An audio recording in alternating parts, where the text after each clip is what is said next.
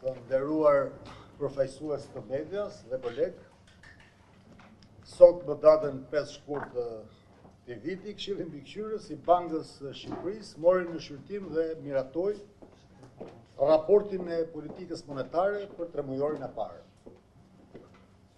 Informacioni i marrë në analizë sugjeron se ekonomia shqiptare ka patur një ecuri pozitive gjatë vitit që lan pas.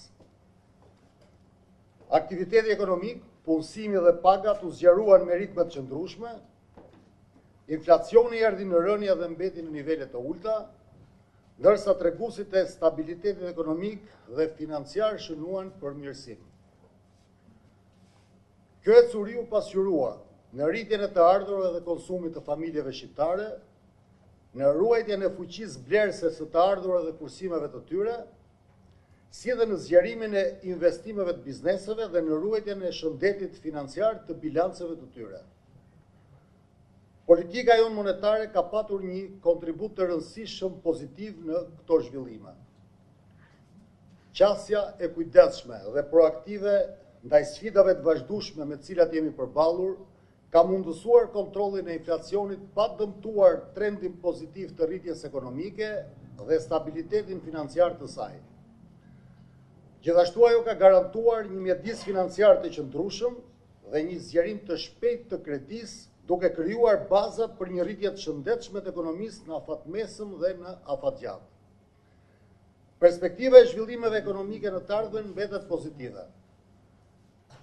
Ekonomia shqiptare pritet të rritet me ritme të qëndrueshme në afatmesëm, ndërkohë që inflacioni do të kthehet në objektivin ton prej 3% gjatë vitit 2025. Në këtë kuadër, Këshilli Mbikëqyrës vlerësoi se qëndrimi aktual i politikës monetare është ende i përshtatshëm për të garantuar stabilitetin e çmimeve dhe për të mbështetur zhvillimin e qëndrueshëm të ekonomisë. Në vijim do të sqaroj më në detaje vendimin e sotëm dhe arsyet që e motivuan Këshillin e Mbikëqyrës Bankës së Shqipërisë për të marrë këtë vendim.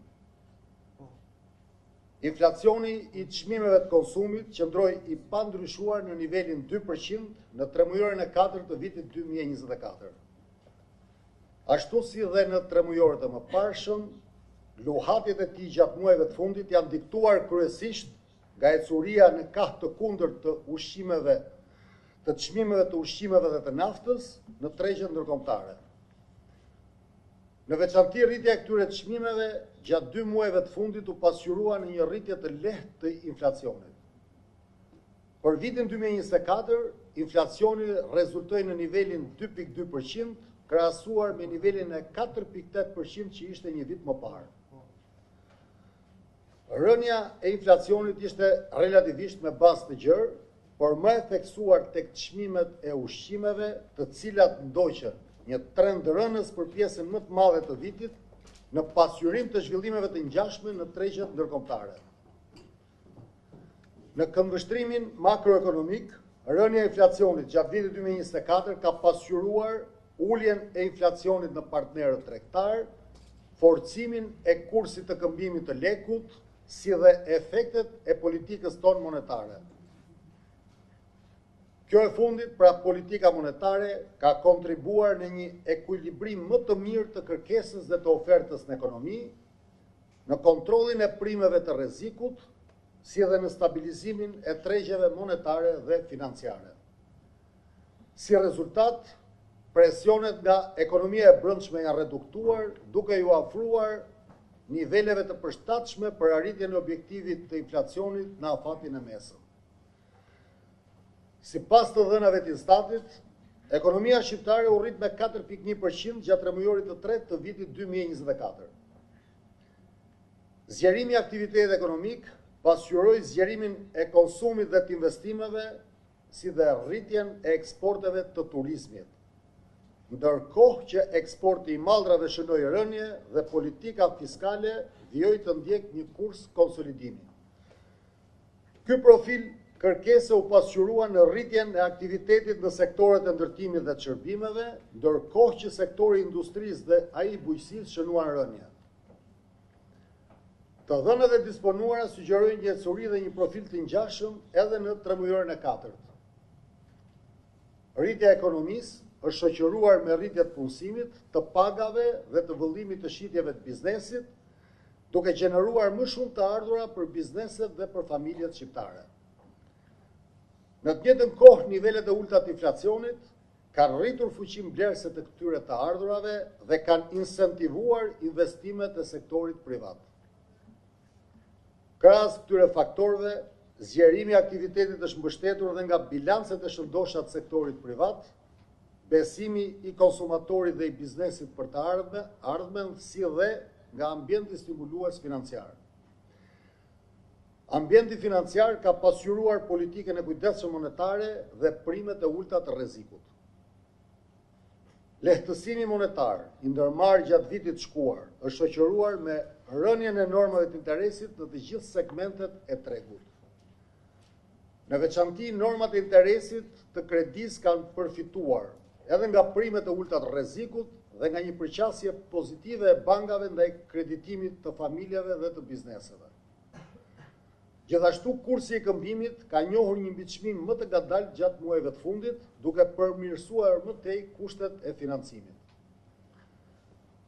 Mjedisi financiar i favorshëm dhe kërkesa e lartë kanë mbështetur rritjen e shpejtë të kredisë gjatë vitit 2024.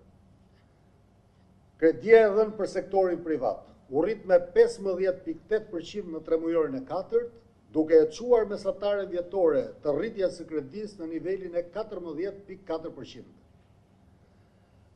Zgjerimi i kredisë vjen të ketë një bazë të gjerë, duke mbuluar nevojat e bizneseve dhe familjeve, si për investime, ashtu dhe për konsum dhe për kapital qarkullues. Në të njëjtën kohë, portofoli i kredisë vjen të ketë një cilësi të mirë, si kundër dëshmohet nga nivelet e ulta të treguesit të kredisë me probleme, i cili de facto së fundi ra në nivelin e 4.2%, që është dhe niveli më i ulët minimal historik. Dhe gjithashtu ka dhe një strukturë valutore të orientuar drejt lekut. Perspektiva ekonomike mbetet pozitive. Aktiviteti ekonomik në vend pritet vijojë të rritet në horizontin afatmesëm, i nxitur nga zgjerimi i mëtejshëm i konsumit, i investimeve dhe eksportit të turizmit. Paralelisht me të, edhe punësimi dhe pagat pritet të vinë në rritje, duke rritur mirëqenien e familjeve. Rritja e ekonomisë pritet të mbetet e qëndrueshme dhe pranë potencialit, çka do të mundsojë një nivel presionesh të brendshme inflacioniste në linjë me objektivin tonë. Inflacioni parashikohet të kthehet në objektivin 3% gjatë vitit 2025. Kjo ecuri do të ndihmohet nga stabilizimi i çmimeve në tregjet ndërkombëtare dhe nga një ecuri më e qëndrueshme e kursit të këmbimit. Nga ana tjetër, presionet e brendshme pritet të mbeten të qëndrueshme, si pasojë e rritjes së shëndetshme të ekonomisë dhe pritjeve të ankoruara për inflacionin. Një faktor që do ndikojë në uljen e inflacionit gjatë vitit 2025 pritet të jetë dhe ulja e çmimit të energjisë elektrike për familjet me konsum deri në 700 kWh. Balanca e rreziqeve për të ardhmen paraqitet neutrale për momentin. Megjithatë, pasiguritë rreth parashikimeve ekonomike janë rritur, kryesisht për shkak të zhvillimeve në ambientin e huaj. Vazhdimi i tensioneve gjeopolitike dhe pasiguria në lidhje me politika tregtare dhe ekonomike mund të ketë implikime të rëndësishme për ekonominë globale në përgjithësi dhe për atë europiane në veçanti. Bazuar në sa më sipër, Këshilli Mbikëqyrës i Bankës së Shqipërisë në mbledhjen e sotme vendosi të mbajë të pandryshuar normën bazë të interesit në nivelin e 2.75%, të mbajë të pandryshuar normën e interesit të depozitës ditore në nivelin e 1.75% dhe gjithashtu të mbajë të pandryshuar normën e interesit të kredisë ditore në nivelin e 3.75%. Këshilli Mbikëqyrës gjykon se qëndrimi aktual i politikës monetare mbetet i përshtatshëm për përmbushjen e objektivit tonë të stabilitetit të çmimeve në të ardhmen. Gjithashtu, Këshilli Mbikëqyrës vren se balanca e përgjithshme e presioneve fatmesme po afrohet gradualisht drejt objektivit tonë të inflacionit. Në këtë kontekst, vendimet e ardhshme të politikës monetare do të vijojnë të kushtëzohen nga informacioni i ri dhe në veçanti nga analizat dhe vlerësimet mbi ecurinë e presioneve të brendshme inflacioniste. Këto vendime do të jenë gjithnjë në përputhje me objektivin ton të stabilitetit të çmimeve, si dhe konsistente me kahun e politikës fiskale dhe me ecurinë e kursit të këmbimit në të ardhmen. Ju falenderit, kjo ishte deklarata e politikës monetare pas mbledhjes së sotme të Këshillit të Mbikëqyrës.